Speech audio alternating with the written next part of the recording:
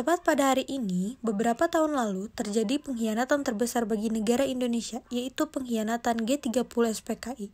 Lalu apa latar belakang, tujuan, serta kronologi terjadinya pengkhianatan ini?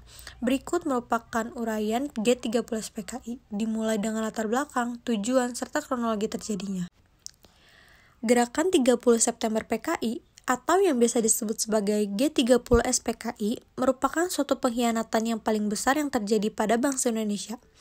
Gerakan ini dilancarkan oleh para komunis Indonesia yang merupakan partai tertua dan terbesar di Indonesia. Partai ini mengakomodir kalangan intelektual, buruh, hingga petani. Pada pemilu tahun 1995, PKI berhasil meraih 16,4% suara dan menempati posisi keempat di bawah PNI, Masyumi, dan NU. Lalu, apa yang melatar belakangi terjadinya pemberontakan G30 SPKI ini? Beberapa hal yang melatar belakangi pemberontakan ini adalah pertentangan antara PKI dan TNI yang diawali oleh pembentukan Angkatan Kelima yang diinisiasi oleh PKI. Hal tersebut ditentang oleh TNI Angkatan Darat, sehingga membuat hubungan keduanya semakin tidak harmonis. Selain itu, pemberlakuan ideologi Nasakom atau nasionalisme, agama, dan komunisme pada masa kepemimpinan Soekarno justru menjadi jalan bagi PKI dalam upayanya mengganti ideologi Pancasila menjadi komunis Indonesia.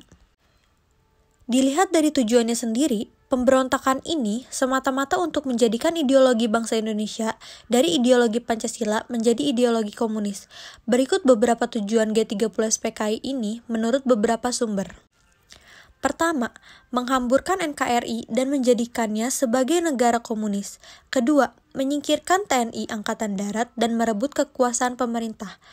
3. Mewujudkan cita-cita PKI, yakni menjadikan ideologi komunis dan membentuk sistem pemerintahan yang digunakan sebagai alat untuk mewujudkan masyarakat komunis. 4. Mengganti ideologi Pancasila menjadi ideologi komunis.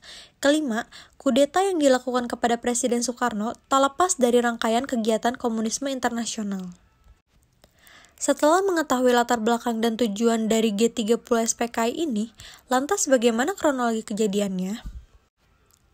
G30 SPKI terjadi pada Kamis 30 September 1965 menuju hari Jumat 1 Oktober 1965 dan dipelopori oleh Dipa Nusantara Aidit atau DN Aidit yang merupakan pimpinan terakhir PKI.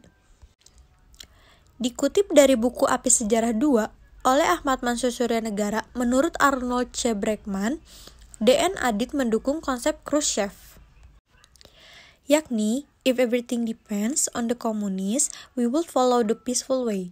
Atau, bila segalanya bergantung pada komunis, kita harus mengikuti dengan cara perdamaian.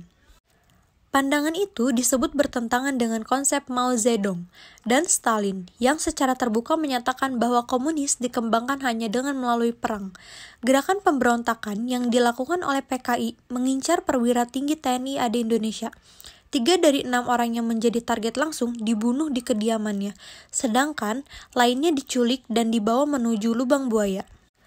Tindakan dan penyebar luasan ideologi komunis yang dilakukan oleh PKI menimbulkan kecurigaan dari kelompok anti-komunis. Tindakan tersebut juga mempertinggi persaingan antara elit politik nasional. Kecurigaan semakin mencuat dan memunculkan desas-desus di masyarakat. Terlebih menyangkut kesehatan Presiden Soekarno dan Dewan Jenderal Angkatan Darat. Di tengah kecurigaan tersebut, Letnan Kolonel Untung, Komandan Batalion 1 Kawal Resimen Cakrabirawa, yakni pasukan khusus pengawal Presiden, memimpin sekelompok pasukan dalam melakukan aksi bersenjata di Jakarta. Pasukan tersebut bergerak meninggalkan daerah Lubang Buaya. Peristiwa ini terjadi pada tengah malam, pergantian hari Kamis 30 September 1965 menuju hari Jumat 1 Oktober 1965. Kudeta yang sebelumnya dinamakan Operasi Takani diubah menjadi Gerakan 30 September. Mereka menculik dan membunuh para perwira tinggi Angkatan Darat. Aksi tentara tersebut pada tanggal 30 September berhasil menculik 6 orang perwira tinggi Angkatan Darat. 6 jenderal yang gugur dalam peristiwa G30 SPKI antara lain Letnan Jenderal Anumerta Ahmad Yani, Mayor Jenderal Raden Suprapto, Mayor Jenderal Mastio Tirta Darmo Haryono, Mayor Jenderal Siswondo Parman, Brigadir Jenderal Donald Ishak Panjaitan, dan Brigadir Jenderal Sutoyo Siswo Miharjo. Di samping itu gugur pula Ajudan Menhankam atau Kasat Jenderal Nasution, Letnan 1 Pierre Andreas Tandean, dan Pengawal Wakil Perdana Menteri 2 Dr. Jenderal Leimena, Brigadir Polisi Satsuit Tubun. Salah satu jenderal yang berhasil selamat dari serangan PKI adalah Aha Nasution, namun putrinya yang bernama Ade Irma Suryani Nasution tidak bisa diselamatkan. Sementara itu, G30 SPKI yang terjadi di Yogyakarta yang dipimpin oleh Mayor Mulyono menyebabkan gugurnya TNI Angkatan Darat Kolonel Katamso dan Letnan Kolonel Sugiono. Kolonel Katamso merupakan Komandan Korem 072 Yogyakarta, sedangkan Letnan Kolonel Sugiono merupakan Kepala Staf Korem. Keduanya diculik dan gugur di Desa Kentungan, sebelah utara Yogyakarta. Uraian di atas merupakan latar belakang, tujuan, serta kronologi terjadinya gerakan 30 September PKI atau yang bisa disebut sebagai G30 SPKI yang diambil dari berbagai sumber. Sebagai warga Indonesia, tentu belajar sejarah akan perjuangan pahlawan-pahlawan negara terdahulu merupakan hal yang penting, salah satunya dengan mengetahui atau mempelajari tentang gerakan 30 September PKI ini. Dengan mengetahui sejarah ini, diharapkan kita dapat mengambil manfaatnya. Contohnya, sebagai edukasi atau pendidikan, lalu sebagai sarana inspirasi akan perjuangan, dan sebagai sarana pendidikan politik. Sebab setiap peristiwa dari sejarah tersebut menyangkut tindakan atau kegiatan politik yang mampu digunakan untuk mempelajari sejarah yang baik yang dilandasi sikap kritis. Sehingga kejadian di masa lampau sangat mungkin bisa dijadikan sebagai acuan dalam menghadapi kehidupan di masa depan. Akhirnya kita telah sampai di penghujung materi. Terdapat beberapa poin penting yang telah dibahas di atas, seperti latar belakang, tujuan, serta kronologi G30 SPKI.